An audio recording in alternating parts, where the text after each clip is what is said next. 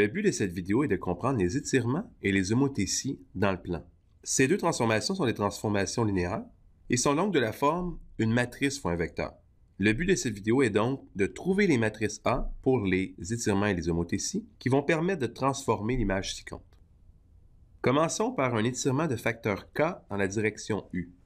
Donc, ici un objet, on a besoin d'un vecteur U et le but, c'est on fait un agrandissement dans la direction du vecteur U d'un facteur K.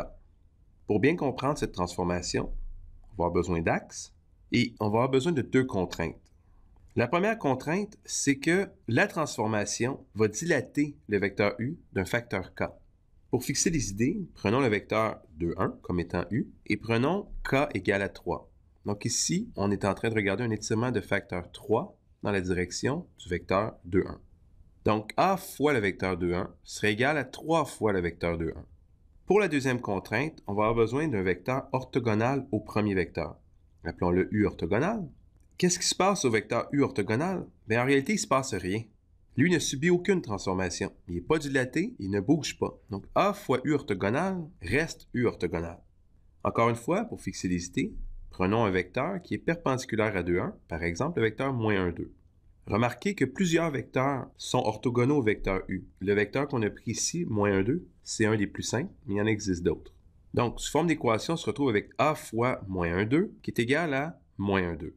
On peut fusionner ces deux équations en une seule équation matricielle. Et pour trouver la matrice A, on se retrouve avec quoi? Bien, il suffit de multiplier par l'inverse à droite, et on trouve la matrice 1/5 fois la matrice 13, 4, 4, 7. On est prêt maintenant à effectuer l'étirement.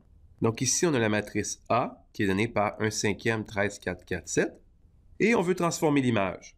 Pour transformer l'image, en réalité, on s'aperçoit que l'image est constituée de plusieurs vecteurs et on a simplement à étirer chacun des vecteurs, donc à transformer chacun des vecteurs en multipliant à gauche par la matrice. On obtient ceci et la nouvelle image qui vient avec. Donc, ce que vous voyez devant vous, c'est un étirement de facteur 3 dans la direction du vecteur 2, 1. Avant de terminer la partie étirement, regardons ensemble l'effet du K dans le cas d'un étirement. Donc, si le K est plus grand que 1, on parle d'une dilatation. Donc, l'image est plus grande dans la direction du vecteur 2, 1. Si K est égal à 1, bien, en réalité, il ne se passe rien. Donc, c'est une transformation qui n'est rien d'autre que l'identité. Si K est entre 0 et 1, on parle d'une compression de l'image. Si K égale à 0, bien en réalité, notre objet semble avoir disparu, mais c'est qu'il a été projeté orthogonalement sur le vecteur U orthogonal. Donc, c'est une projection orthogonale. Si K est inférieur à 0, plus grand que -1, on parle d'une compression avec un retournement. Si K égale à -1, c'est rien d'autre qu'une réflexion par rapport à la droite de direction U orthogonale. Donc, une réflexion par rapport à la droite engendrée par le vecteur U orthogonal. Et finalement, si K est plus petit que -1, on parle d'une dilatation avec retournement.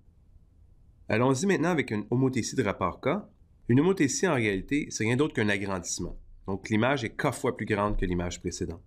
Donc ici, A fois V est égal à K fois V pour tout vecteur V. On se rappelle que si on connaît l'effet d'une transformation linéaire sur les vecteurs E1 et E2, bien, on connaît au complet la transformation linéaire.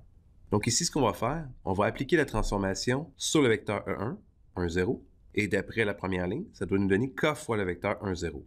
Même chose pour le vecteur 0, 1. Donc A fois 0, 1 égale à K fois 0, 1. En fusionnant ces deux équations, on se retrouve à A fois la matrice identité, qui est égale à la matrice K, 0, 0, K. Donc la matrice A est carrément égale à K, 0, 0, K.